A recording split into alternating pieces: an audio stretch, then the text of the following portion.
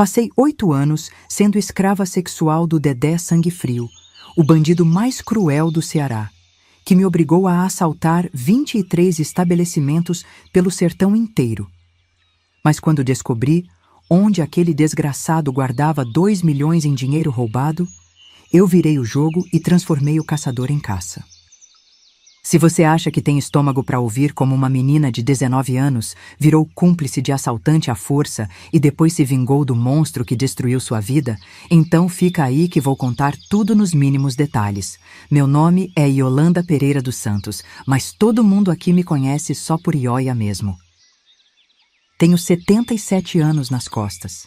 Nasci em 1948, bem aqui em Juazeiro do Norte, no Ceará, na época que o Brasil ainda engatinhava e o Nordeste vivia esquecido pelo resto do país. Tô sentada aqui na varanda da minha casa, olhando para a estátua do Padre Cícero que brilha lá no alto da colina, com esses cabelos grisalhos todos cacheados, soltos no vento seco do sertão, e essas mãos manchadas de tanto sol nordestino, marcadas pelas décadas de trabalho duro que me trouxeram até aqui. A casa é simples, mas é minha, conquistada com muito suor e algumas lágrimas que prefiro não lembrar. São 3 quartos pequenos, uma sala que dá para essa varanda, onde passo as tardes, cozinha com fogão a lenha que ainda uso quando falta gás, e um quintal nos fundos onde cultivo minhas ervas: hortelã, boldo, erva cidreira, capim-santo. Coisas que acalmam a alma e ajudam a dormir quando as lembranças insistem em voltar nas madrugadas mais silenciosas. Antes de continuar, quero saber qual o seu nome e de que cantinho do Brasil você está me ouvindo agora. Deixa aí nos comentários, porque tenho certeza que cada cidade do nosso país teve seu próprio sangue frio, e quero saber se você reconhece algum detalhe do que vou contar. Vai, não seja tímida não, me conta de onde você é. Porque essa história que vou contar não é só minha. É de muitas mulheres brasileiras que sofreram nas mãos de homens que se achavam donos das nossas vidas. Olha, eu não seria capaz de inventar uma história dessas nem se quisesse, nem se tivesse a imaginação mais fértil do mundo. Tenho aqui comigo uns recortes de jornal amarelados pelo tempo, guardados numa caixa de sapato há mais de 40 anos, junto com outras lembranças que prefiro manter escondidas. São notícias sobre os assaltos que aconteceram na região entre 1967 e 1975. Quadrilha assalta Banco do Nordeste e foge com 50 mil cruzeiros, dizia uma manchete do Diário do Nordeste de novembro de 67. Criminoso conhecido como Dedé Sangue Frio continua foragido após série de roubos, anunciava outro jornal em janeiro de 68. Polícia investiga série de roubos na região do Cariri. População vive clima de terror, gritava uma manchete de março do mesmo ano. Cada uma dessas manchetes é uma facada no meu peito, porque eu estava lá, forçada a participar de cada crime, minha juventude sendo destruída pedaço por pedaço, enquanto aquele monstro construía sua fortuna em cima do meu sofrimento. Quando leio essas notícias, ainda sinto o cheiro de medo que impregnava minha pele naquela época. Ainda ouço minha própria respiração ofegante durante os assaltos. Ainda sinto o tremor nas pernas quando tinha que mentir para os funcionários dos bancos. Aposto que sua cidade também teve um Dedé Sangue Frio desses, né? Um bandido que nunca demonstrava emoção, frio como cobra coral escondida debaixo da pedra, que falava de matar alguém com a mesma naturalidade que você fala do tempo ou comenta sobre a safra do milho. Aqui no Ceará, todo mundo conhecia esse nome. As mães assustavam os meninos, dizendo que se não dormissem cedo, se não obedecessem aos pais, o sangue frio ia aparecer na calada da noite para levá-los embora. Os comerciantes fechavam as portas mais cedo, quando corria boato de que ele estava na região. Os fazendeiros contratavam mais capangas armados para proteger as propriedades. Até os outros bandidos tinham respeito e medo do nome dele. Só que para mim ele não era lenda urbana. Não era história para meter medo em criança levada. Era pesadelo real que durou 8 longos anos. Pesadelo que acordava comigo toda manhã e dormia comigo toda noite. Esse homem não era como os outros bandidos que você vê por aí, desses que roubam por desespero, que matam por raiva, que fazem besteira por cachaça ou por mulher. A maioria dos criminosos tem alguma paixão que move eles. Raiva do mundo, sede de vingança, amor pela adrenalina, revolta contra a injustiça. O Dedé não tinha nada disso.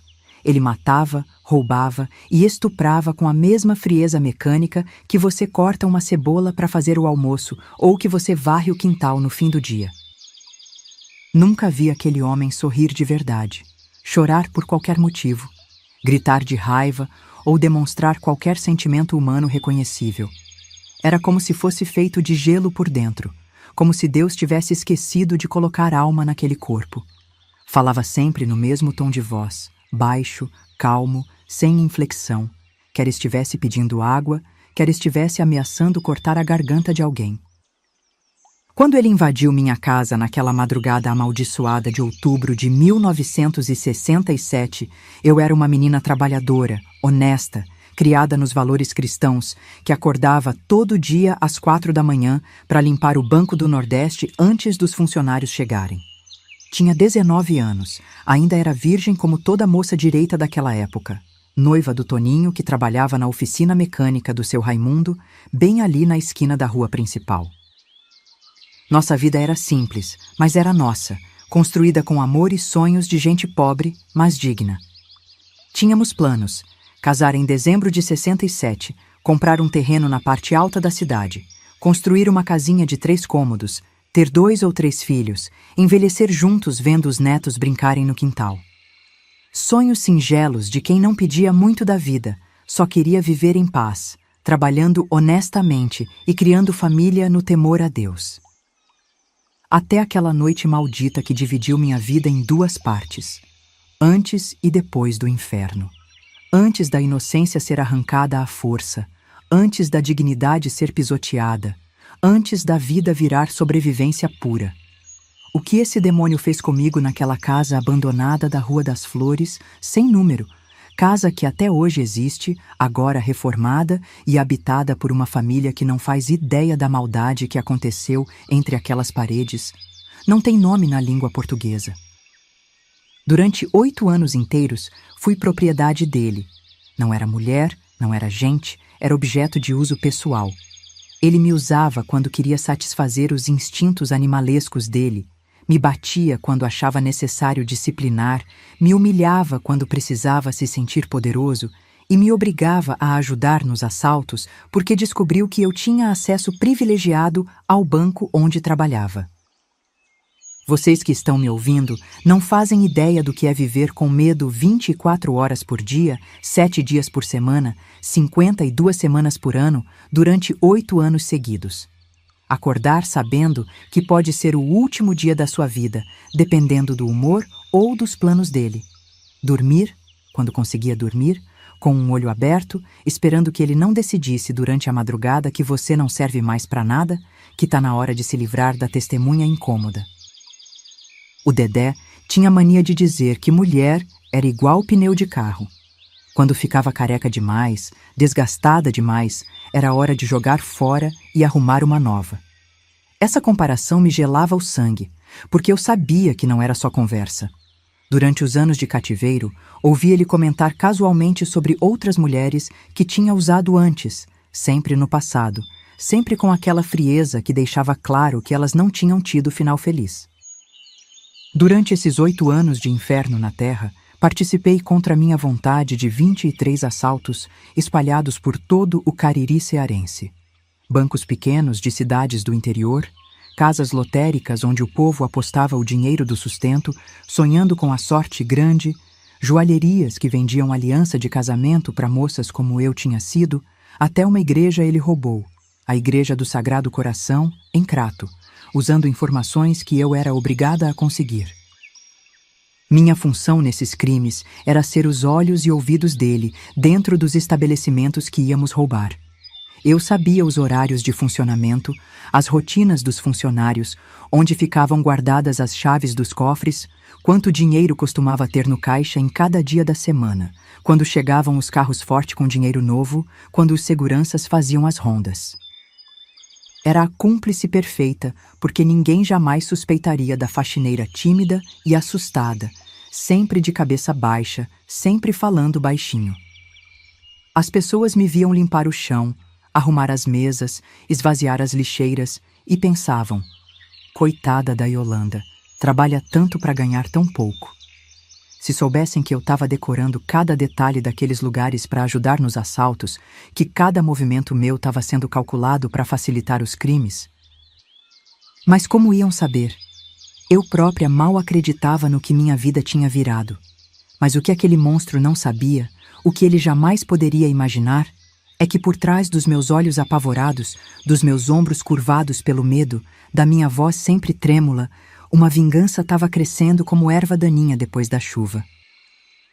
A cada dia que passava, a cada humilhação que eu sofria, a cada crime que era forçada a cometer, a cada noite que ele abusava do meu corpo, minha sede de justiça ficava maior e mais concentrada.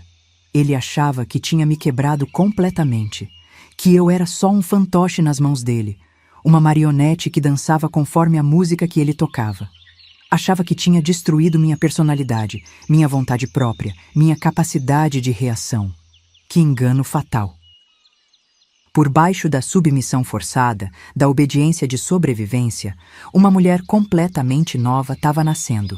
Uma mulher dura, calculista, paciente como cobra, esperando a hora do bote.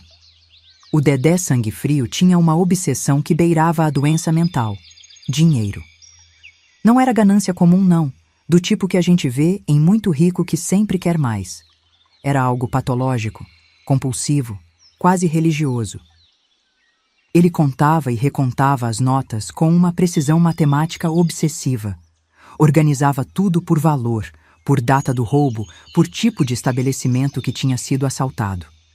Era a única coisa no mundo que despertava alguma emoção reconhecível naquele homem de pedra. Os olhos dele, normalmente mortos como olhos de peixe na feira, brilhavam quando via pilhas de dinheiro espalhadas na mesa. As mãos, sempre firmes e controladas, tremiam ligeiramente de prazer quando tocavam nas cédulas novas. A voz, eternamente monocórdia, ganhava um tom quase carinhoso quando falava sobre nosso tesouro. Toda sexta-feira, religiosamente, ele fazia o que chamava de prestação de contas. Trancava a porta do quarto, fechava as janelas, acendia um lampião a querosene e espalhava todo o dinheiro na cama. Separava por origem: dinheiro de banco numa pilha, dinheiro de casa lotérica noutra, dinheiro de joalheria numa terceira. Depois, organizava por valor: notas grandes de um lado, pequenas do outro. Contava tudo 2, 3 vezes, anotando os valores num caderninho de capa preta que guardava como tesouro. Ao longo dos anos, observando essa rotina obsessiva, descobri que ele não gastava quase nada do que roubava. Vivia de forma espartana, quase miserável. Comida simples, roupa velha, sem luxo nenhum. Todo o dinheiro dos crimes era guardado, acumulado, tratado como fim em si mesmo.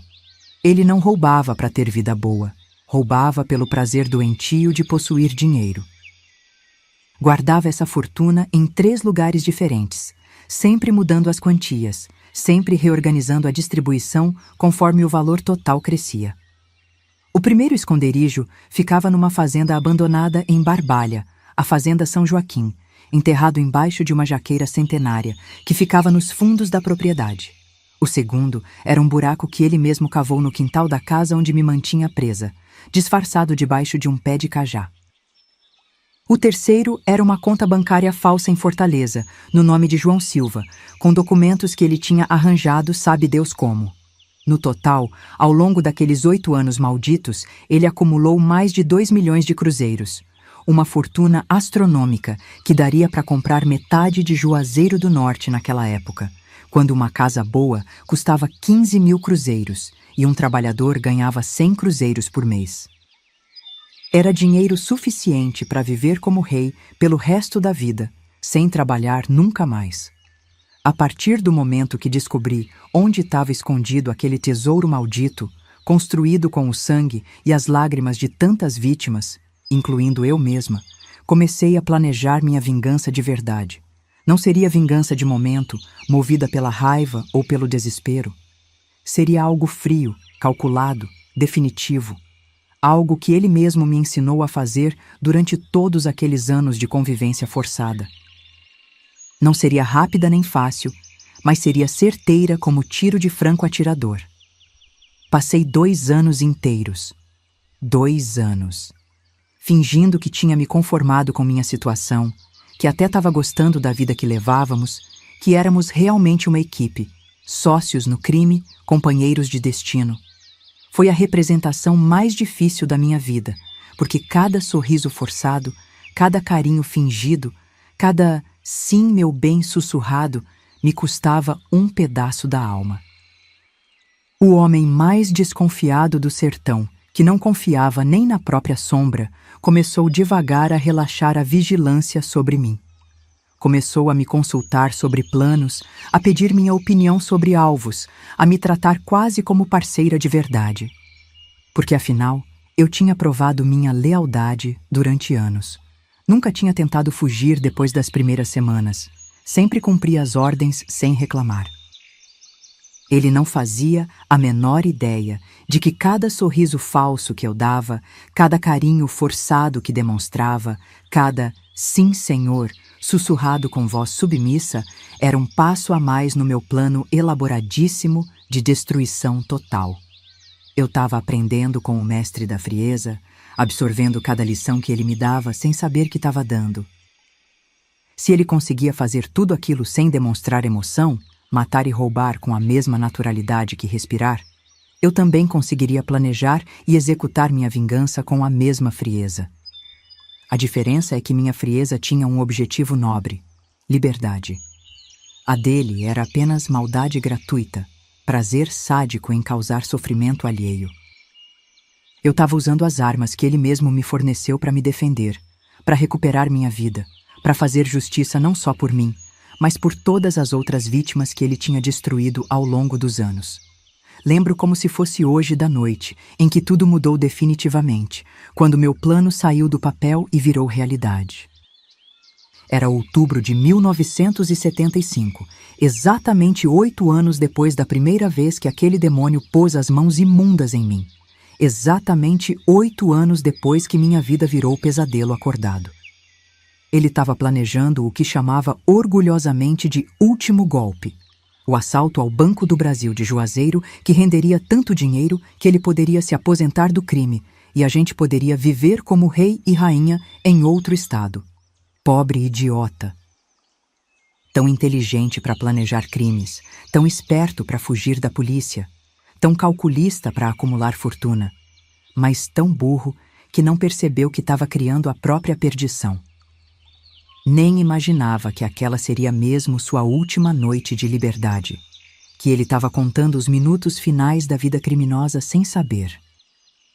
Aquela madrugada amaldiçoada de outubro, quando coloquei 15 comprimidos de Gardenal moídos na cachaça ipioca que ele resolveu beber para comemorar o crime que aconteceria no dia seguinte, senti pela primeira vez em 8 anos um gostinho doce na boca, um prazer puro correndo nas minhas veias. Não era ódio, não era raiva, não era sede de vingança. Era justiça pura, cristalina, definitiva. Enquanto ele dormia que nem pedra, drogado até o pescoço, roncando alto como animal cansado, fui buscar metodicamente os 2 milhões de cruzeiros que por direito eram meus depois de tanto sofrimento, depois de 8 anos de trabalho forçado, depois de ter minha juventude roubada e minha dignidade pisoteada. Cada centavo daquele dinheiro tinha sido ganho com meu sangue, meu suor, minhas lágrimas. Na manhã seguinte, quando a polícia encontrou Deodato Alves Pereira, inconsciente e armado, na casa abandonada da Rua das Flores, graças a uma denúncia anônima que eu mesma fiz de um orelhão da Praça Central, minha nova vida finalmente começou. Com o dinheiro que peguei dos 3 esconderijos dele, comprei 12 casas espalhadas por Juazeiro e virei rentista. Casei com José Cláudio em 1976, tive 3 filhos lindos e abençoados e nunca mais olhei para trás. O Dedé Sangue Frio morreu na cadeia em 1990, de infarto fulminante durante o banho de sol. 15 anos preso na penitenciária de Itaitinga, sem nunca demonstrar arrependimento por nada do que fez, sem nunca pedir perdão a nenhuma das vítimas, sem nunca admitir que tinha feito mal a alguém. Até o fim continuou sendo o mesmo homem de gelo que me aterrorizou por tanto tempo, incapaz de sentir remorso ou compaixão. Quando soube da notícia da morte dele, um guarda da prisão que conhecia minha história me contou, não senti alívio nem tristeza. Não senti prazer nem pena. Senti apenas que um capítulo muito longo e doloroso da minha vida finalmente tinha virado página. Que o último fio que ainda me ligava àquele período sombrio tinha sido cortado definitivamente. Agora você deve estar se perguntando: por que eu estou contando essa história depois de tantos anos de silêncio? Por que quebrar o sigilo agora, aos 77 anos, quando podia levar esse segredo para a sepultura junto comigo? A resposta é simples, mas demorou décadas para eu chegar nela. Antes eu tinha muito medo. Primeiro que ele conseguisse escapar da prisão e viesse atrás de mim. Depois da morte dele, tive medo que algum comparsa, algum parceiro de crime que eu não conhecia, fizesse mal para minha família, para os meus filhos inocentes. Mas com o passar dos anos, com as pessoas que conheciam a história morrendo de velhice, com o mundo mudando e os tempos ficando diferentes, percebi que o medo tinha perdido o sentido. Hoje vi que chegou a hora das mulheres brasileiras pararem de engolir sapo, pararem de aceitar caladas os abusos e as violências, e começarem a contar suas verdades, por mais duras, por mais chocantes, por mais difíceis que sejam de ouvir. Quantas Yolandas existem por aí neste momento, sofrendo caladas nas mãos de monstros parecidos com o Dedé, achando que nunca vão conseguir se libertar, que nunca vão ter força para revidar contra seus algozes? Mas calma aí, que ainda não contei nem a metade dessa história toda. Você ainda não sabe como era minha vida antes daquele desgraçado aparecer e virar tudo do avesso, como foi crescer numa família honesta e trabalhadora aqui no sertão cearense, nem como era doce e esperançoso o sonho de casar com meu Toninho e construir uma família abençoada por Deus. Mas espera lá, antes de ir direto para o final, tenho que começar essa história lá do começo da minha vida, senão você não vai entender como uma menina criada nos melhores valores virou cúmplice forçada de bandido. Minha infância foi simples, mas feliz, numa época que o Brasil estava vivendo um dos momentos mais difíceis da sua história. Era 1967. A ditadura militar estava começando a apertar o cerco, mas aqui no interior do Ceará a gente sentia mais o peso da seca que do governo. Nasci e cresci na Rua do Cruzeiro, número 47, numa casinha de taipa que meu pai construiu com as próprias mãos. Éramos 8 pessoas morando ali, meus pais, eu e mais 6 irmãos. Dona Zefa, minha mãe, era lavadeira e trabalhava de sol a sol lavando roupa dos outros no açude. Seu Antônio, meu pai, era carpinteiro dos bons, desses que fazem móvel que dura a vida inteira. O homem era artista com a madeira. Nossa casa era pequena, mas sempre limpinha. Chão de barro batido e encerado toda semana, paredes caiadas 2 vezes por ano, e na sala, uma mesinha com a imagem de Padre Cícero que minha mãe fazia questão de manter sempre com flores frescas. A cozinha tinha fogão a lenha e um pote de barro que mantinha a água fresquinha, mesmo no calor do meio-dia. Juazeiro do Norte, naquela época, estava crescendo feito capim depois da chuva. Todo dia chegava gente de todo canto do Nordeste, romeiros em busca da bênção do Padre Cícero. As ruas viviam cheias de peregrinos carregando suas promessas, suas dores e suas esperanças. O movimento era tanto que até banco grande como o do Nordeste tinha vindo se instalar na cidade. O cheiro de Juazeiro era uma mistura única, incenso das procissões que passavam todo dia, couro curtido das fábricas de sandália, poeira vermelha que subia das ruas de terra batida quando ventava, e aquele cheiro doce de rapadura que as doceiras faziam na praça. De manhã cedo, antes do sol nascer, você ouvia o sino da matriz chamando para a primeira missa e o canto dos galos ecoando pelos quintais. Eu era a filha do meio, nem a mais velha, nem a caçula. Desde pequena já ajudava minha mãe com os afazeres de casa e com a lavagem de roupa. Mas meu sonho mesmo era ter um trabalho diferente, ganhar meu próprio dinheiro, ser independente. Quando soube que o Banco do Nordeste estava precisando de faxineira, não pensei duas vezes. Fui lá, conversei com o gerente e consegui o emprego. Ganhava 120 cruzeiros por mês, uma fortuna para uma moça solteira naquela época. Era mais do que muito homem casado ganhava na região. Minha função era limpar o banco todo antes dos funcionários chegarem, das 5 às 7 da manhã. Eu tinha a chave da porta dos fundos e acesso a todas as dependências. Era a única mulher que entrava lá depois do horário de funcionamento. Minha rotina era certinha como relógio suíço. Acordava às 4 da manhã, tomava um café forte com farinha e saía caminhando para a Rua São Pedro, onde ficava o banco. Limpava tudo com capricho: chão, mesas, banheiros, cofres. Às 7 em ponto, entregava a chave para o gerente e voltava para casa ajudar minha mãe com a lavagem de roupa no açude. Foi numa dessas caminhadas matinais que conheci Antônio, mas todo mundo chamava ele de Toninho. Trabalhava na oficina mecânica do seu Raimundo, bem na esquina da rua do banco. Todo dia ele estava lá cedo, de macação sujo de graxa, consertando carro e moto dos fazendeiros da região. Tinha uns 22 anos, cabelo preto encaracolado e um sorriso que derretia qualquer coração de moça. Começamos a namorar no meio de 1967. Namoro sério, daqueles de antigamente, com pedido de noivado para o pai e tudo certinho.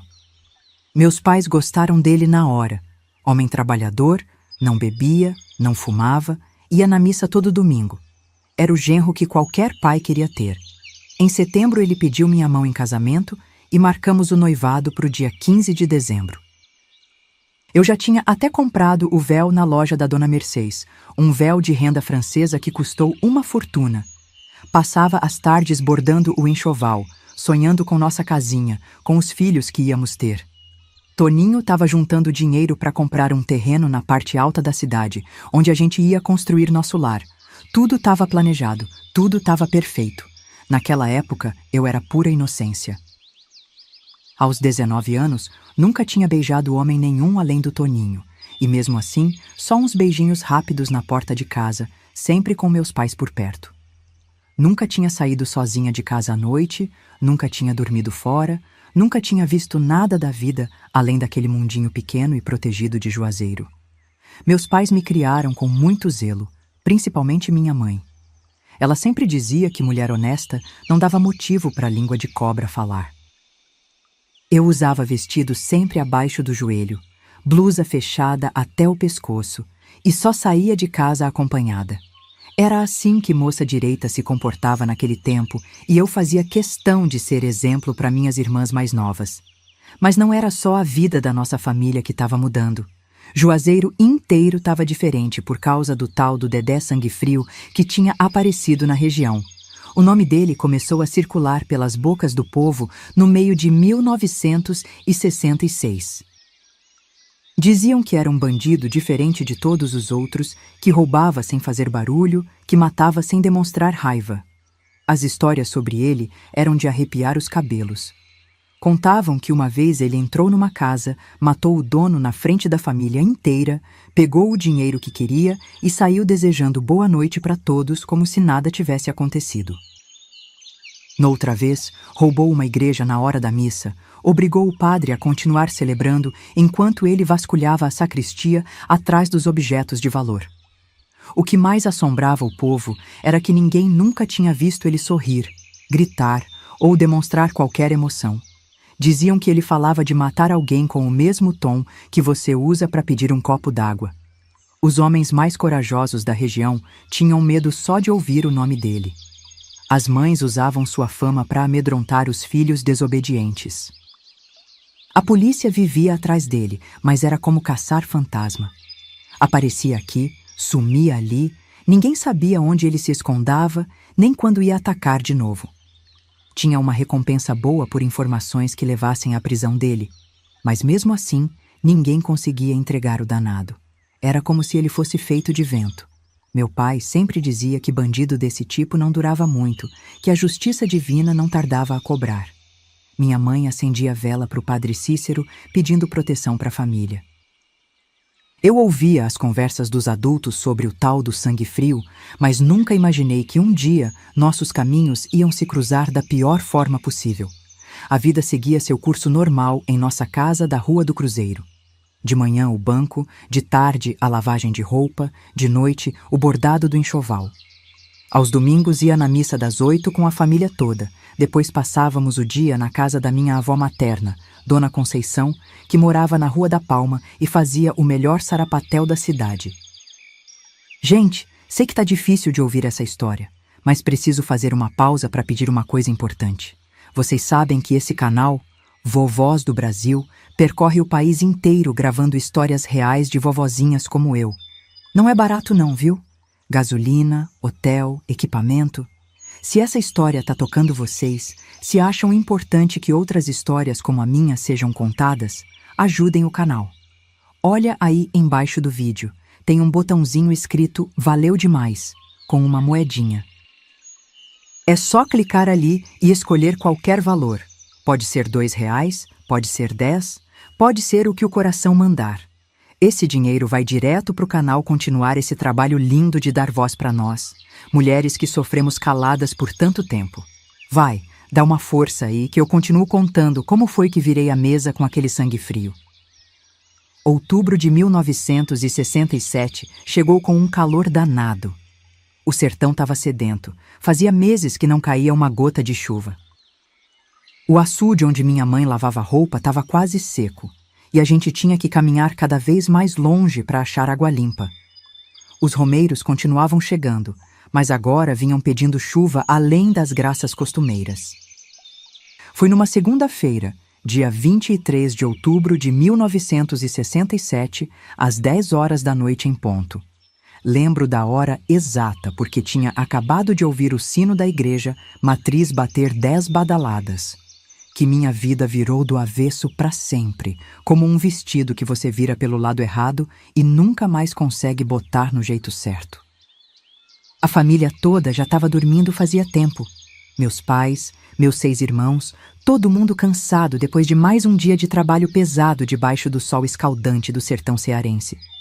Meu pai tinha chegado tarde da carpintaria do seu João, onde estava ajudando a fazer um armário encomendado para o prefeito. Minha mãe tinha passado o dia inteiro no açude lavando roupa de meia dúzia de famílias, as mãos inchadas e machucadas de tanto esfregar tecido na pedra. Meus irmãos tinham voltado do roçado com o corpo moído, porque era a época de colheita do milho, e eles saíam antes do galo cantar para trabalhar na propriedade do Coronel Antônio. Eu tinha acabado de apagar a lamparina do meu quarto, um quartinho pequeno que dividia com 2 das minhas irmãs. Mal cabiam as 3 camas de solteiro encostadas na parede, quando ouvi um barulho estranho vindo da sala. Primeiro pensei que fosse gato subindo no telhado, dessas coisas normais de casa velha de taipa que tinha sempre um bicho ou outro passeando pela madrugada. Mas o barulho continuou, diferente, como se alguém tivesse esbarrado numa cadeira ou pisado numa tábua solta do assoalho. Levantei da cama bem devagarzinho, de camisola de algodão cru que minha mãe tinha costurado, descalça, pisando na ponta dos pés para não acordar minhas irmãs que dormiam pesado depois do dia corrido. Fui até a porta do quarto, encostei o ouvido na madeira, tentando identificar de onde vinha aquele som estranho. O barulho tinha parado, mas uma sensação estranha tomou conta de mim, como se alguém me observasse através das paredes. Abri a porta devagar, centímetro por centímetro, fazendo força para não fazer barulho com a dobradiça que sempre rangia. O corredor estava escuro como boca de lobo. Só a luz fraca da lua entrando pela janela pequena da sala, desenhando sombras compridas no chão de barro batido. Caminhei na ponta dos pés pelo corredor estreito, passando pela porta do quarto dos meus pais, onde ouvia o ronco baixinho do meu pai, misturado com a respiração pesada da minha mãe. Quando cheguei na sala, quase desmaiei do susto. Meu coração parou por um segundo, depois disparou como cavalo assustado com coice. Tinha um homem parado bem no meio da nossa sala simples, como se fosse dono do lugar, como se tivesse todo o direito de estar ali na calada da noite invadindo nossa casa.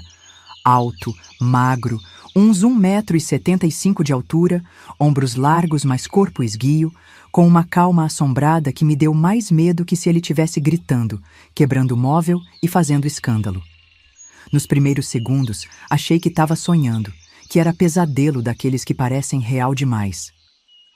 Pisquei os olhos várias vezes, tentando acordar, mas ele continuava lá, parado feito estátua no meio da nossa sala pobre, mas arrumadinha. Usava calça de brim escura, camisa de manga comprida mesmo no calor, e um chapéu de couro que fazia sombra no rosto, deixando só o queixo e a boca à mostra. Ele me olhou de cima embaixo com os olhos vazios, sem expressão nenhuma, como se estivesse olhando para a parede descascada ou para a mesa velha da cozinha. Não demonstrava raiva, não demonstrava pressa, não demonstrava curiosidade, não demonstrava absolutamente nada que pudesse indicar o que estava pensando ou o que pretendia fazer. Era como se tivesse toda a eternidade do mundo para fazer o que tinha vindo fazer, como se o tempo não passasse para ele. Quando falou, a voz saiu baixa e calma, do mesmo jeito monótono que você comenta que o dia está quente ou que parece que vai chover. Não tinha pressa, não tinha ansiedade, não tinha emoção nenhuma tingindo as palavras. Era a voz de quem está acostumado a ser obedecido sem questionamento, de quem nunca precisa repetir ordem 2 vezes. Você é a Yolanda, ele disse. Não perguntou. Afirmou como se já soubesse a resposta antes mesmo de abrir a boca. A que trabalha no banco. E continuou me olhando com aqueles olhos mortos, vazios como poço seco, esperando eu confirmar o que ele já tinha certeza. Não piscava, não mexia um músculo do rosto, parecia boneco de cera com defeito de fabricação. Minha boca travou completamente, como se tivesse esquecido como usar a língua para formar palavras. As pernas viraram gelatina mole, tremendo tanto que achei que ia cair ali mesmo no chão frio da sala. Mas consegui balançar a cabeça que sim, num movimento pequeno e assustado, como passarinho acuado na gaiola. Foi quando percebi que ele tinha um revólver na mão direita, calibre 38, brilhando de tão limpo e oleado, refletindo a luz fraca da lua que entrava pela janela. O cheiro dele era a coisa mais estranha de todas. Não cheirava como os outros homens que eu conhecia, que cheiravam a suor de trabalho, a fumo de corda, a cachaça barata, a sabão de cinza. Ele cheirava a sabonete neutro, desses de farmácia que custam caro, misturado com um cheiro de roupa lavada com sabão de coco e passada a ferro. Não cheirava a suor, nem a bebida, nem a cigarro. Cheirava a limpeza obsessiva, como se tivesse tomado banho e se arrumado especialmente antes de vir quebrar minha vida em pedacinhos. Depois de anos convivendo com ele, descobri que essa era uma mania doentia. Ser sempre limpo, sempre arrumado, sempre cheiroso, mesmo na hora de cometer os piores crimes imagináveis. Tomava banho 2 vezes por dia, lavava os dentes com bicarbonato, cortava as unhas religiosamente toda semana. Era como se a limpeza externa pudesse disfarçar a podridão que carregava por dentro da alma.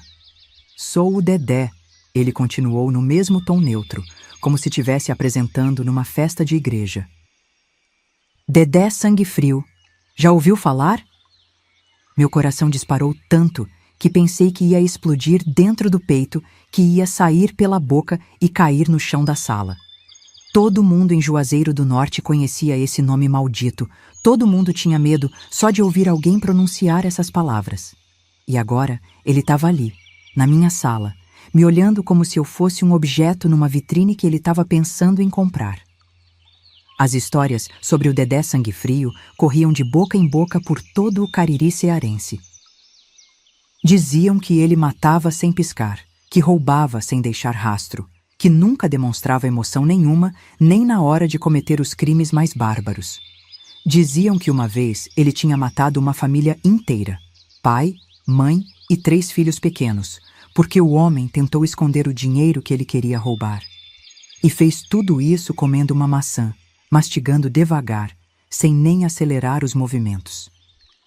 Ele deu um passo na minha direção e eu recuei instintivamente, batendo as costas na parede fria da sala. A sensação da parede gelada nas minhas costas me fez perceber que aquilo não era sonho, que estava acontecendo de verdade, que o monstro mais temido da região estava dentro da minha casa, a poucos metros de distância da minha família dormindo.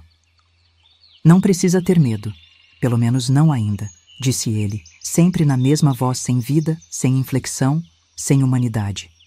Vim aqui conversar com você sobre trabalho. Trabalho que você vai fazer para mim. E foi aí que tudo começou a desmoronar dentro da minha cabeça, como casa de taipa na tempestade, tijolo por tijolo caindo até não sobrar nada em pé. Sem aviso nenhum, sem dar tempo para eu pensar ou reagir, ele me agarrou pelo braço com uma força que deixou marca roxa na minha pele por semanas. Me arrastou pelo corredor escuro rumo ao meu quarto e eu não gritei porque ele botou a mão grande na minha boca, abafando qualquer som que pudesse sair. Não corri porque as pernas não obedeciam mais minha vontade. Tinham virado massa mole que mal me sustentava em pé. Quando chegamos no meu quartinho apertado, ele fechou a porta devagar, sem fazer barulho, com o cuidado de quem não quer acordar ninguém. Girou a chave na fechadura, chave que eu nem sabia que existia, porque nunca precisamos trancar porta dentro de casa. E me jogou na cama estreita, como se eu fosse saco de farinha, sem delicadeza nenhuma, sem se importar se eu me machucava ou não. O que aconteceu depois não consigo descrever direito até hoje, mesmo depois de tantos anos tentando encontrar palavras para colocar aquele horror no papel. Ele rasgou minha camisola de algodão com a mesma frieza mecânica que você rasga papel de embrulho de presente, sem pressa, sem violência desnecessária, mas também sem cuidado nenhum. Não demonstrou desejo, não demonstrou violência, não demonstrou prazer, não demonstrou absolutamente nada. Era como se estivesse fazendo uma tarefa doméstica chata, mas necessária, como limpar o chão ou lavar louça. Me machucou de todas as formas que um homem pode machucar uma mulher. Violou meu corpo virgem com uma brutalidade fria e calculada, e o tempo todo manteve aquela expressão vazia no rosto, como se estivesse pensando em outra coisa completamente diferente. Durante todo o horror que durou uma eternidade, mas ao mesmo tempo passou num segundo, ele não fez um som sequer. Não gemia de prazer, não respirava mais forte, não falava palavrão, não murmurava ameaça. Apenas terminava metodicamente o que tinha vindo fazer com a mesma frieza que você termina de varrer a casa ou de alimentar os porcos no quintal. Era isso que mais me apavorava, não a dor física, que era terrível, mas a absoluta ausência de humanidade naquele homem. Quando acabou de me destruir por dentro e por fora, se levantou da cama sem pressa, arrumou a roupa que nem tinha tirado completamente, passou a mão no cabelo para alisar e falou como se nada tivesse acontecido, como se tivéssemos apenas conversado sobre o tempo. Agora, vamos conversar sobre negócio. Foi aí que ele viu meu uniforme do banco pendurado na cadeira velha do quarto. Saia azul marinho, blusa branca de manga comprida, sapato preto de salto baixo que eu lustrava todo domingo. Os olhos dele brilharam pela primeira vez desde que tinha entrado na nossa casa, mas não foi brilho de alegria nem de maldade. Foi brilho frio de quem acabou de achar a solução perfeita para um problema que vinha remoendo há tempo. Você trabalha no Banco do Nordeste, ele disse, ainda no mesmo tom monótono de quem comenta que o milho está crescendo bem na roça. Que horas você chega lá? Que horas sai? Quantas pessoas trabalham com você? As perguntas vinham uma atrás da outra, sem pausa, como se ele tivesse uma lista mental que precisava completar. Eu estava tremendo tanto, de medo, de dor, de choque, que mal conseguia formar palavras coerentes. Mas respondi que chegava às 5 da manhã, que saía às 7, que ficava sozinha na maior parte do tempo porque era só eu que fazia a limpeza antes dos funcionários chegarem. Cada resposta parecia satisfazê-lo, como se eu tivesse confirmado informações que ele já possuía de outras fontes. Ele perguntou se eu tinha a chave do banco, se ficava sozinha nos cofres, se sabia onde guardavam o dinheiro das folhas de pagamento. Cada pergunta era feita com aquela voz calma e neutra, como se fosse pesquisa de mercado ou entrevista de emprego. Respondi tudo porque estava apavorada demais para mentir, porque sabia instintivamente que ele descobriria qualquer mentira e me puniria de forma terrível. Perfeito, ele disse quando terminou o interrogatório, e pela primeira vez vi algo parecido com satisfação passar rapidamente pelo rosto dele. Você vai me ajudar a pegar esse dinheiro. Se não ajudar, se tentar me enganar, se tentar fugir, sua família morre. Todos eles, seu pai, sua mãe, seus irmãos, suas irmãs. Vou matar um por um na frente dos outros. E falou isso do mesmo jeito que você fala que vai chover amanhã ou que o feijão tá no fogo. Não tinha ameaça dramática na voz, não tinha raiva, não tinha sadismo. Era apenas informação factual, como se estivesse me explicando que 2 mais 2 são 4, ou que o sol nasce no leste. Isso tornava a ameaça 1000 vezes mais apavorante, porque eu sabia que ele não estava tentando me assustar, estava simplesmente me informando qual seria a consequência lógica da minha desobediência. Na madrugada seguinte, às 4:30 da manhã em ponto, ele me acordou botando a mão na minha boca para abafar qualquer grito. Tinha passado a noite toda ali no meu quarto apertado, sentado numa cadeira encostada na parede, me vigiando dormir com aqueles olhos mortos que nunca fechavam. Não dormiu nem um minuto, não cochilou nem um segundo, não relaxou a vigilância nem por um instante. Quando acordei e vi aqueles olhos sem vida me encarando no escuro do quarto, ainda com a claridade da madrugada mal raiando lá fora, pensei por um momento que tinha enlouquecido durante a noite, que minha mente tinha se partido em pedaços e eu estava vendo visões. Mas a mão dele na minha boca era real demais, quente demais, pesada demais para ser alucinação. Hora do trabalho, ele disse, sempre na mesma voz sem emoção que me dava mais arrepio que qualquer grito. Me obrigou a me levantar, me vestir com meu uniforme do banco, a saia azul marinho, que agora parecia roupa de prisioneira, a blusa branca que tinha virado mortalha, o sapato preto de salto baixo que batia no chão como martelo de juiz, dando sentença de morte. Saímos pela porta dos fundos da minha casa, ele me empurrando na frente, sempre com a mão perto da arma que carregava no coldre escondido debaixo da camisa. As ruas de Juazeiro estavam completamente desertas naquela hora da madrugada. Só nós dois caminhando feitos sombras na escuridão, rumo ao banco da Rua São Pedro. Nossos passos ecoavam no calçamento de pedra, batendo um ritmo sinistro que parecia contar os segundos que faltavam para minha vida virar pesadelo permanente. O ar da madrugada estava frio e cortante, típico de outubro no sertão, e eu sentia cada rajada de vento atravessar minha roupa fina como lâmina de navalha. Mas o frio que sentia por fora não era nada comparado com o gelo que tinha se instalado dentro do meu peito, congelando meu coração, meus pulmões, minha capacidade de pensar direito. Quando chegamos na porta dos fundos do Banco do Nordeste, minhas mãos tremiam tanto que mal conseguia enfiar a chave na fechadura. A chave batia no metal, fazendo um tinido que parecia ecoar pela cidade inteira, denunciando nosso crime para quem quisesse ouvir. Ele ficou parado atrás de mim, próximo demais, sem pressa nenhuma, sem nervosismo, como se fosse a coisa mais natural do mundo assaltar banco na madrugada. Calma, ele disse quando viu que eu não conseguia acertar a fechadura por causa do tremor. Não tem pressa nenhuma, ninguém vai chegar antes das 7 horas. A voz dele continuava no mesmo tom neutro, mas agora tinha uma paciência assustadora, como o professor ensinando lição para aluno lerdo. Entramos no banco às 5:15 da manhã, pisando no chão frio de granito que eu lustrava todo dia com tanto capricho. Eu conhecia cada canto daquele lugar sagrado, onde trabalhava há 2 anos, sabia onde ficava cada móvel, cada documento, cada centavo.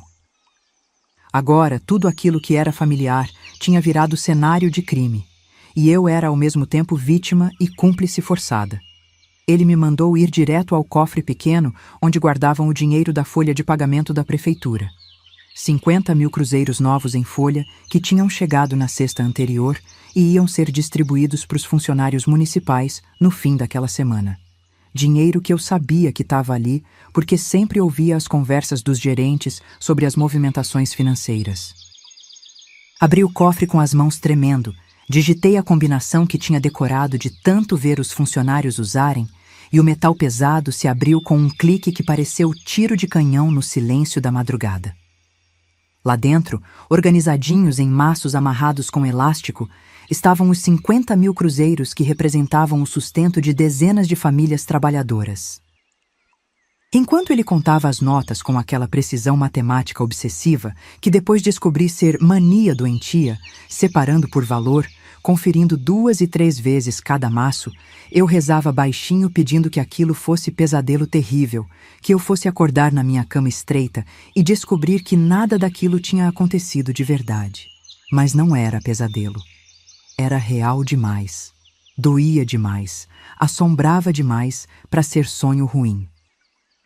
O barulho das notas sendo contadas, o cheiro de dinheiro novo misturado com o cheiro de sabonete dele, a sensação de estar traindo a confiança de gente que me respeitava, tudo aquilo era terrível e verdadeiro demais para ser produto da minha imaginação. Agora me responde uma coisa. Você está conseguindo acompanhar essa história toda ou já desistiu no meio? Porque se chegou até aqui, aposto que não tem coragem de apertar esse botãozinho de curtir aí embaixo. Vai, prova que você é corajosa mesmo, que não é só de ouvir história pesada que você gosta. Aperta o like aí e mostra que você tá comigo nessa jornada até o final. Ou será que você é daquelas que só escuta, mas não tem coragem de assumir? Hein? Depois de pegar todo o dinheiro, conferir 3 vezes se não tinha esquecido nenhuma nota, ele guardou tudo numa sacola de pano que tinha trazido especialmente para isso. Me levou para uma casa abandonada na Rua das Flores, sem número, do outro lado da cidade. Longe de tudo e de todos, num bairro que ninguém frequentava, porque diziam que era mal assombrado. Era uma casa velha de fazendeiro que tinha falido anos antes, com paredes grossas de adobe, telhado meio desabado em algumas partes e um cheiro persistente de mofo e umidade que impregnava tudo. Não tinha móvel nenhum, além de uma cama de solteiro com colchão velho e manchado, uma mesa de madeira quebrada numa das pernas e 2 cadeiras que pareciam que iam desmontar se alguém sentasse com muita força. As janelas da frente estavam tapadas com tábuas pregadas por fora, não deixando entrar nenhum fio de luz do dia. Só uma janelinha pequena nos fundos, próxima do banheiro sem chuveiro, permitia que um pouco de claridade entrasse na casa durante o dia. O resultado era uma penumbra constante que tornava tudo mais assombrado, mais desesperador. Essa vai ser sua casa por um tempo, ele me explicou com aquela voz neutra de sempre, como se estivesse me mostrando pensão familiar onde eu ia me hospedar durante férias. Vai morar aqui comigo até eu não precisar mais de você. E começou a explicar as regras da minha nova vida, como se fosse regulamento de internato ou manual de instruções. Não podia sair da casa por motivo nenhum, nem para comprar comida, nem para tomar sol, nem para respirar ar puro.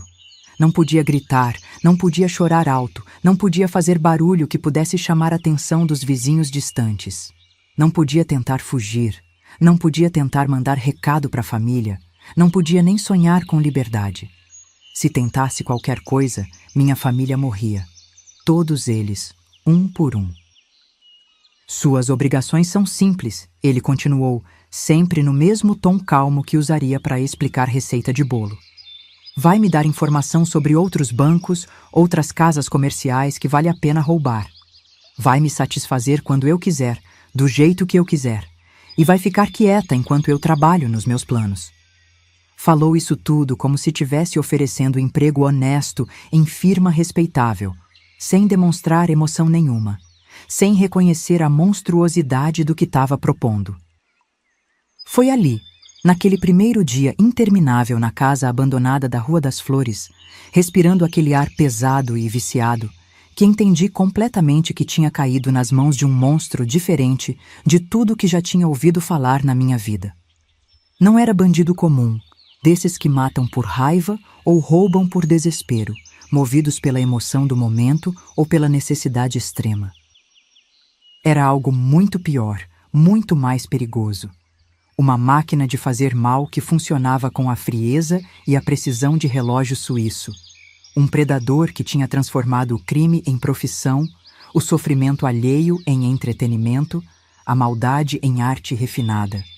E eu tinha me tornado não apenas sua vítima, mas sua ferramenta, sua arma contra outras pessoas inocentes. Naquela primeira noite terrível de cativeiro, deitada naquela cama que cheirava a mofo, desespero e lágrimas de outras vítimas que talvez tivessem passado por ali antes de mim, olhando para o teto rachado da casa abandonada, onde manchas de umidade desenhavam figuras sinistras. Fiz uma promessa silenciosa e solene para mim mesma. Um dia, não sabia como nem quando, mas um dia eu ia sair dali. E quando saísse, aquele demônio sem alma ia pagar por cada segundo de tormento que me fizesse passar, por cada lágrima que me fizesse derramar, por cada pesadelo que plantasse na minha cabeça. Não sabia ainda como faria isso, não tinha plano nem estratégia, mas sabia no fundo do coração que um dia a conta seria cobrada com juros. E foi assim que começaram os 8 anos mais longos da minha vida. 8 anos que pareceram 80. 8 anos que me transformaram de menina inocente em mulher que conhecia o lado mais podre e cruel da humanidade, que aprendeu na marra que o mal existe de verdade e que às vezes usa rosto humano para disfarçar a besta que mora por dentro.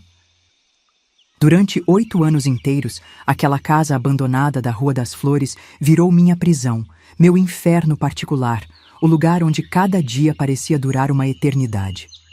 O Dedé Sangue Frio me usava como propriedade dele, me estuprava toda noite com a mesma frieza que você usa para escovar os dentes. Não demonstrava prazer, não demonstrava nada. Era só mais uma tarefa na rotina dele, igual comer ou dormir. Nos primeiros meses, eu chorava tanto que não tinha mais lágrima. Implorava, pedia para ele me soltar, prometia que não ia contar nada para ninguém, mas era como falar com parede de tijolo. Ele ouvia tudo aquilo com a mesma expressão vazia de sempre e respondia: "Você ainda não entendeu que não tem escolha. Quanto mais cedo aceitar, melhor para você." Logo descobri que tentar resistir só piorava as coisas. Não que ele ficasse violento, isso seria demonstrar emoção, coisa que o monstro não fazia. Mas ele arrumava jeitos de me punir sem perder a calma. Deixava eu sem comida um dia, sem água outro dia, me trancava no armário por horas. Tudo isso falando no mesmo tom neutro de sempre. Depois do primeiro assalto ao banco, ele começou a me usar em outros crimes. Descobriu que eu conhecia metade da cidade por causa do trabalho de lavadeira da minha mãe. Sabia qual casa tinha dinheiro, qual loja guardava mercadoria cara, onde ficavam os pontos fracos de cada estabelecimento. Virei os olhos e ouvidos dele, a informante perfeita. Durante esses 8 anos de cativeiro, participei de 23 assaltos, bancos, casas lotéricas, joalherias, até uma relojoaria suíça que tinha aberto na rua principal. Minha função era sempre a mesma: passar informação sobre horários, rotinas, onde ficavam os cofres, quantas pessoas trabalhavam no local. Era como ser espiã forçada do meu próprio povo. O mais terrível era ver como ele tratava aquilo tudo como trabalho comum. Planejava cada assalto com a mesma organização que você planeja uma viagem. Fazia lista, anotava detalhes, estudava cada movimento. Nunca demonstrava ansiedade antes dos crimes, nem satisfação depois. Era máquina programada para roubar e pronto. Aos poucos, fui percebendo que para sobreviver naquele inferno ia ter que mudar de estratégia. Chorar e implorar não funcionava. Tentar fugir era impossível. Ele me vigiava 24 horas por dia. A única saída era fingir que estava me acostumando com a situação, que estava aceitando ser sócia dele nos crimes. Foi a coisa mais difícil que já fiz na vida. Fingir carinho por quem me torturava todo dia.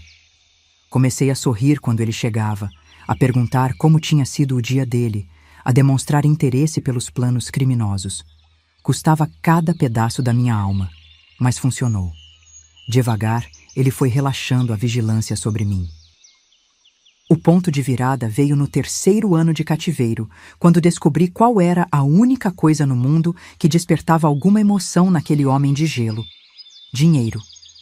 Toda sexta-feira, religiosamente, ele trancava a porta do quarto e contava as notas com uma precisão obsessiva. Era o único momento que eu via brilho nos olhos dele. Ele separava o dinheiro por origem: assalto a banco numa pilha, roubo de joalheria noutra, casa lotérica numa terceira. Contava nota por nota, organizava por valor, anotava tudo num caderninho. Passava horas nessa tarefa, concentrado como criança montando quebra-cabeça. Era sua paixão, sua religião, seu único amor verdadeiro. Foi observando essa obsessão dele que comecei a entender como funcionava a mente do monstro. Ele não guardava o dinheiro na casa onde a gente morava. Muito arriscado.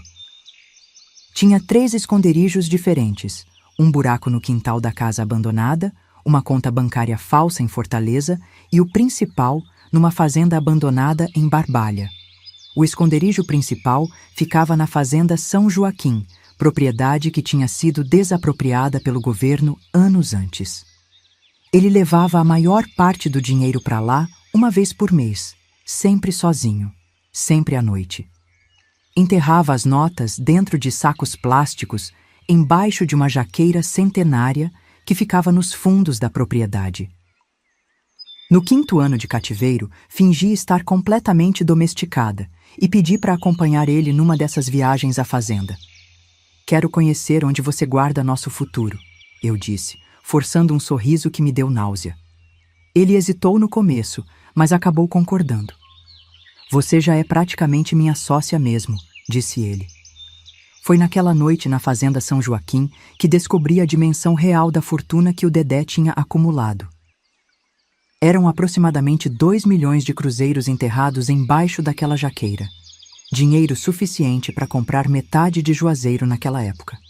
Uma fortuna construída com sangue, suor e lágrimas de dezenas de vítimas.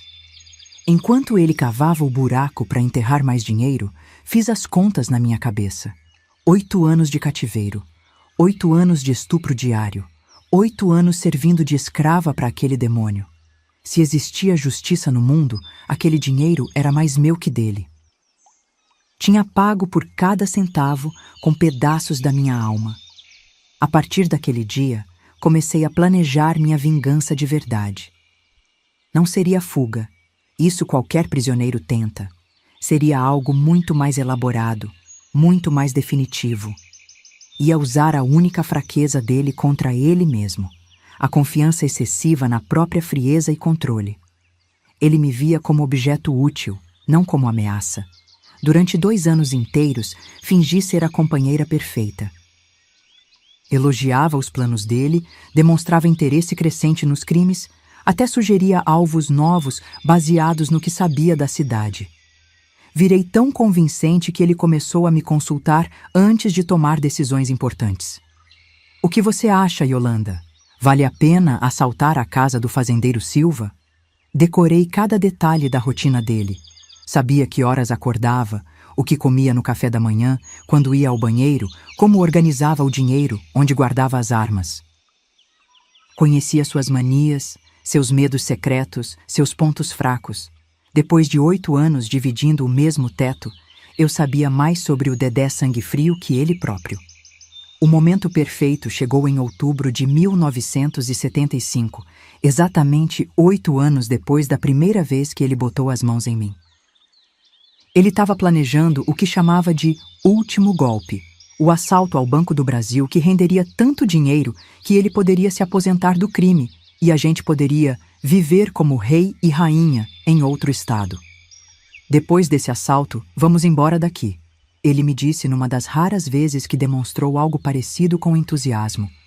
Vamos para o sul, comprar uma fazenda, viver do dinheiro guardado. Você se comportou bem todos esses anos. Merece uma vida melhor. Se soubesse o que eu estava planejando para ele...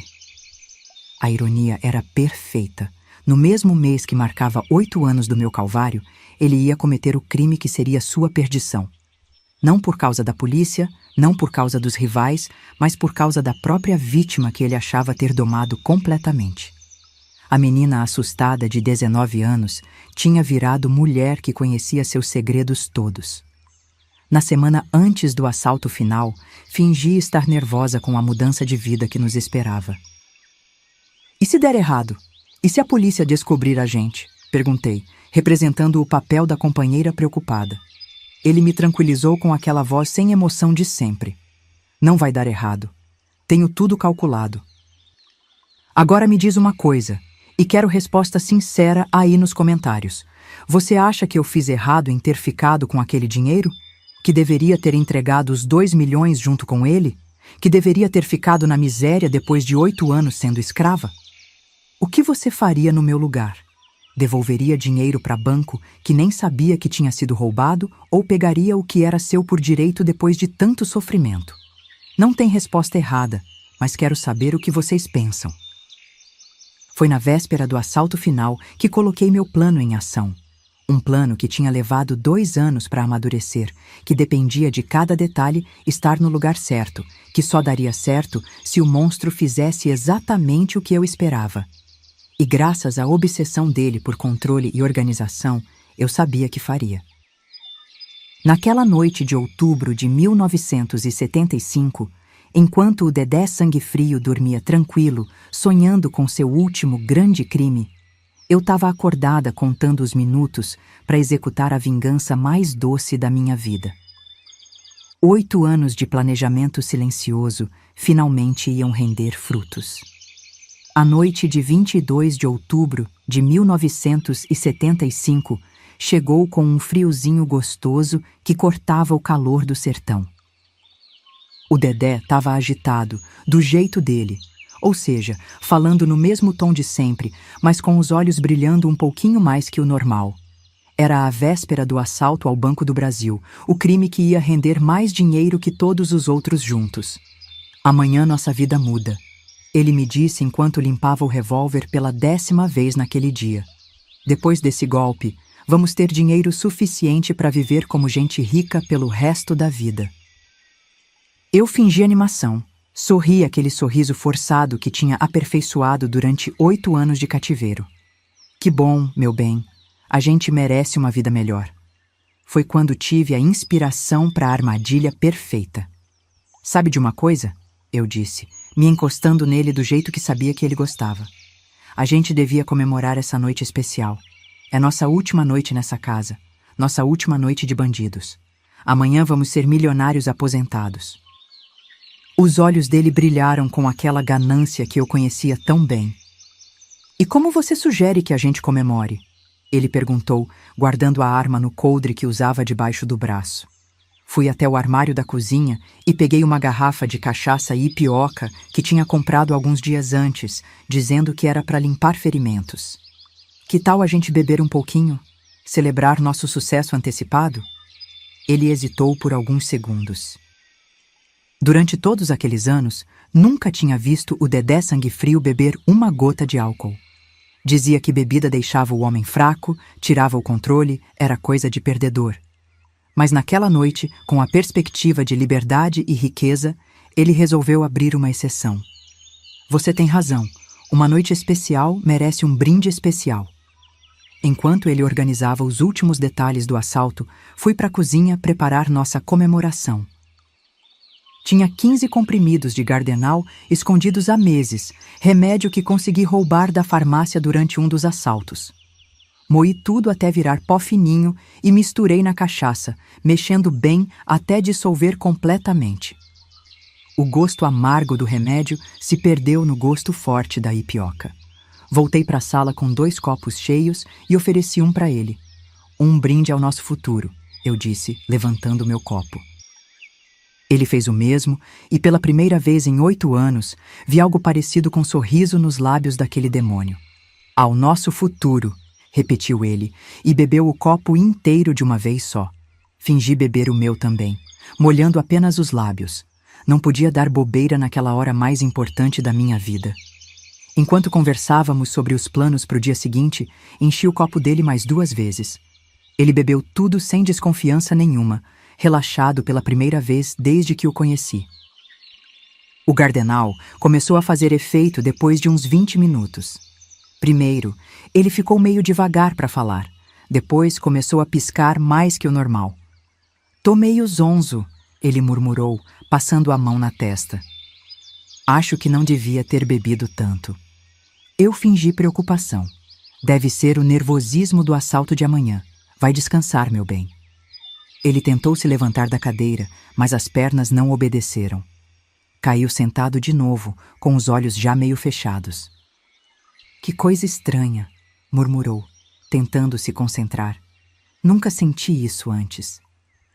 Foi quando percebi que o monstro finalmente estava indefeso, pela primeira vez em 8 longos anos. "Deixa eu te ajudar", eu disse, fingindo carinho, e o ajudei a chegar até a cama. Ele desabou como saco de farinha, respirando devagar e profundo. Em poucos minutos, estava roncando alto, completamente inconsciente. Podia ter botado fogo na casa que ele não acordava. O sonífero tinha funcionado perfeitamente.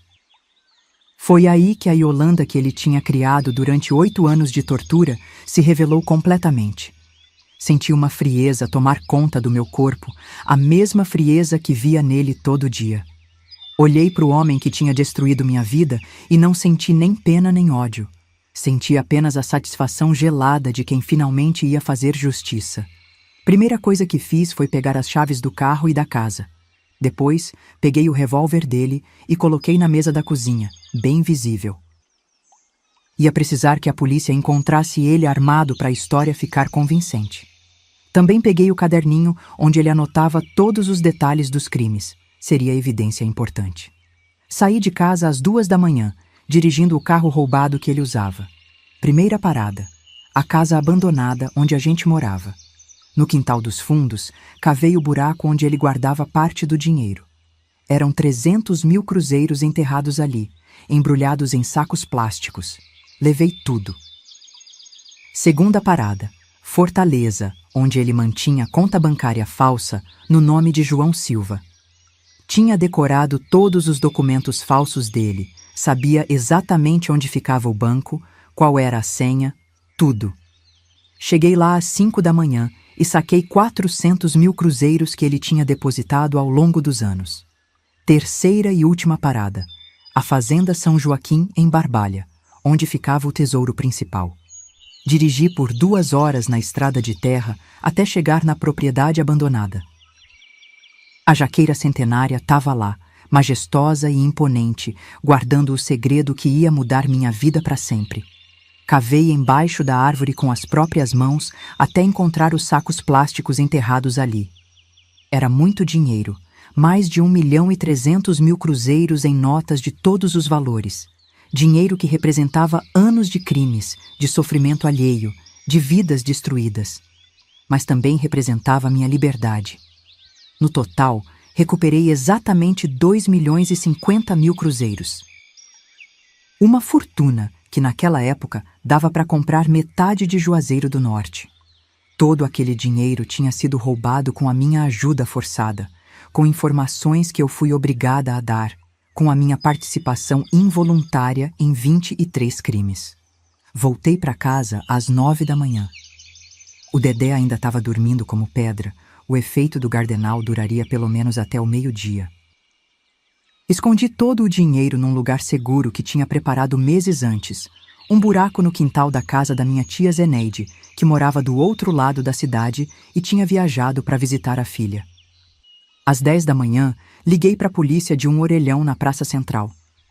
Disfarcei a voz, falando fino como criança. Tem um bandido armado na casa abandonada da Rua das Flores, sem número. É o tal do Dedé Sangue Frio que vocês tanto procuram. Ele tá inconsciente agora, é a chance de pegar ele. Voltei para casa e fingi que tinha saído para comprar pão para o café da manhã. Quando cheguei, O Dedé ainda estava desmaiado. Sentei numa cadeira perto da janela e fiquei esperando a polícia chegar, sentindo pela primeira vez em 8 anos uma paz completa dentro do peito. A vingança tinha gosto doce como rapadura fresca. A polícia chegou 12:00 em ponto. 6 viaturas, 2 carros do Corpo de Bombeiros, até um carro da imprensa veio atrás. Cercaram a casa toda, arrombaram a porta e encontraram Deodato Alves Pereira, o famoso Dedé Sangue Frio, inconsciente e armado, exatamente como eu tinha deixado.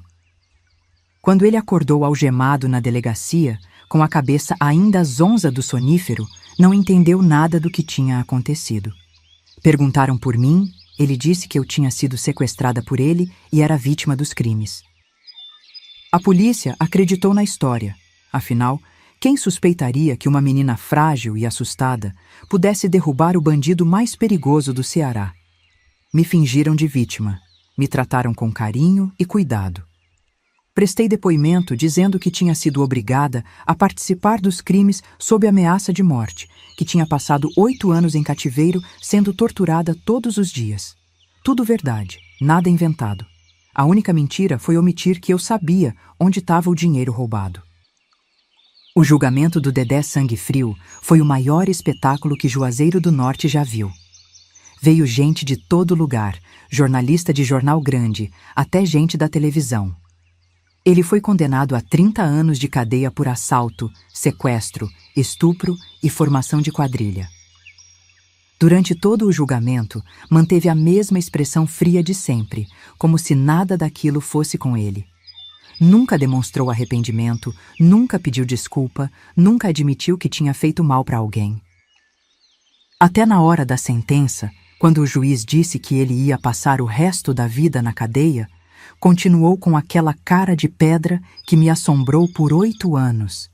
Era monstro até o fim, incapaz de sentir remorso por qualquer coisa. Com o dinheiro que recuperei, comprei minha primeira casa 6 meses depois da prisão dele.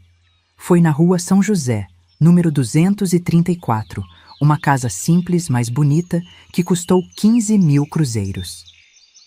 Era minha, comprada com dinheiro que eu considero ter ganho direito depois de tanto sofrimento. Nos anos seguintes, investi o dinheiro com inteligência. Comprei mais 11 casas na cidade, todas para alugar. Virei rentista aos 27 anos, coisa rara para mulher solteira naquela época. Todo mundo achava que eu tinha herdado dinheiro de parente rico. Nunca ninguém desconfiou da verdade. Aprendi a manter segredos com o mestre da frieza. Em 1976, um ano depois da prisão do Dedé, conheci José Cláudio, caminhoneiro honesto e trabalhador. Era homem bom, carinhoso, que me tratava com respeito e delicadeza. Casamos em dezembro daquele ano, numa cerimônia simples na igreja matriz. Nunca contei para ele sobre meu passado. Algumas verdades é melhor levar para o túmulo. Tivemos 3 filhos lindos. Maria, em 1977.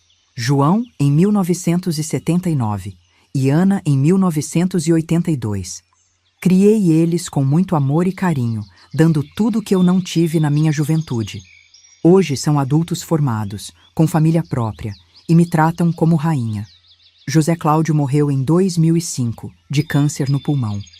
Foi marido exemplar durante 29 anos de casamento. Nunca desconfiou que a esposa dele tinha sido cúmplice forçada de bandido. Nunca soube que nossa prosperidade vinha de dinheiro roubado.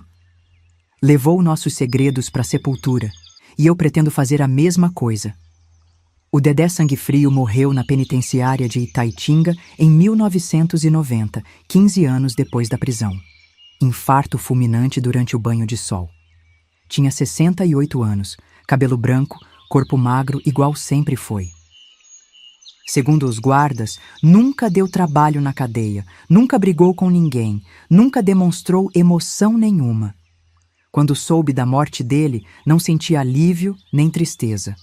Senti que um capítulo muito longo da minha vida finalmente tinha se fechado. O monstro que me aterrorizou por 8 anos tinha morrido sozinho, longe de casa, sem família, sem amigos, sem nada. Pagou pelos crimes dele do jeito que merecia, na solidão completa. Hoje, aos 77 anos, sou mulher próspera e respeitada em Juazeiro do Norte. Tenho 12 casas que me dão renda suficiente para viver com dignidade, 3 filhos que me adoram, 5 netos que são a alegria da minha vida. Ninguém imagina que essa velhinha de cabelo branco já foi escrava de bandido famoso. Às vezes me perguntam por que nunca me casei de novo depois que José Cláudio morreu. Invento desculpas, que tô velha demais, que não quero dar trabalho para ninguém, que prefiro ficar sozinha. A verdade é que depois de tudo que passei, valorizo demais minha liberdade para dividir ela com qualquer pessoa.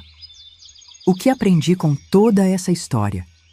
Que às vezes a vida nos coloca em situações impossíveis e a gente tem que fazer escolhas difíceis para sobreviver. Que justiça nem sempre vem dos tribunais. Às vezes tem que vir das nossas próprias mãos. Que mulher brasileira é mais forte do que qualquer bandido imagina. Ele me ensinou que emoção é fraqueza, que frieza é poder, que controle é tudo. Passei 8 anos sendo aluna involuntária do mestre da crueldade. Quando chegou a hora da formatura, usei todas as lições dele contra ele mesmo. O professor virou vítima da própria escola de maldade. Nunca me arrependi de ter ficado com aquele dinheiro. Não era roubo, era indenização pelos 8 anos de tortura que sofri. Cada centavo daqueles 2 milhões tinha sido ganho com sangue, suor e lágrimas minhas. Se existe justiça no mundo, aquele dinheiro era mais meu que de qualquer banco ou governo. Durante todos esses anos, guardei esse segredo como guardiã de tesouro antigo. Nunca contei para marido, nunca contei para os filhos, nunca contei para ninguém. Até hoje, a polícia acha que o dinheiro do Dedé Sangue Frio nunca foi encontrado. Deixa eles acharem. Alguns mistérios são melhores sem solução. Por que resolvi contar essa história agora, depois de 50 anos em silêncio? Porque tô ficando velha, e quando eu morrer, essa história morre comigo. Mas principalmente porque acredito que outras mulheres precisam saber que é possível sobreviver ao pior horror e ainda por cima se dar bem na vida. Quantas Yolandas existem por aí, sofrendo nas mãos de monstros iguais ao Dedé Sangue Frio? Quantas acham que nunca vão conseguir se libertar, que nunca vão ter força para revidar? Esta história é para elas, para mostrar que até na situação mais desesperadora, sempre existe uma saída. Claro que não recomendo ninguém fazer o que eu fiz. Os tempos são outros. Existem leis melhores. Delegacias da mulher. Organizações que ajudam vítimas de violência. Hoje em dia, uma menina na minha situação teria mais opções que eu tive. Mas se não tiver, se a justiça falhar, se não houver outra saída, bem, cada um sabe o que tem que fazer. O importante é nunca desistir, nunca aceitar que você nasceu para ser vítima. Mulher brasileira tem força de sobra para derrubar qualquer bandido, por mais perigoso que ele seja. Só precisa aprender a usar essa força na hora certa, do jeito certo, com a paciência certa. Eu sou Yolanda Pereira dos Santos, tenho 77 anos e essa é a história da minha vida. De como uma menina de 19 anos virou cúmplice forçada do Dedé Sangue Frio. Passou 8 anos no inferno e conseguiu usar a frieza dele contra ele mesmo. Hoje sou uma mulher livre, próspera e sem arrependimento nenhum do que fiz para sobreviver. Se você quer ouvir mais histórias como a minha, de mulheres que passaram perrengue, mas viraram o jogo no final, se inscreve aí no canal Vovós do Brasil.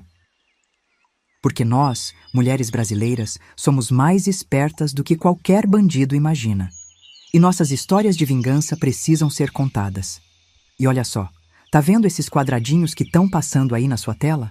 Clica neles. Cada um é uma história diferente, de uma vovó diferente, mas todas com a mesma força que eu tive. Tem história de mulher que se vingou do marido que batia nela, de outra que derrubou o patrão que abusava dela, de mais uma que fez justiça com as próprias mãos quando a lei falhou. Não perde tempo não, vai lá e clica. Porque enquanto tem vovó para contar história, tem esperança para quem está sofrendo. E nós, mulheres do Brasil, nunca desistimos de lutar pela nossa liberdade. Não importa quantos anos passe ou quantos monstros apareçam no nosso caminho.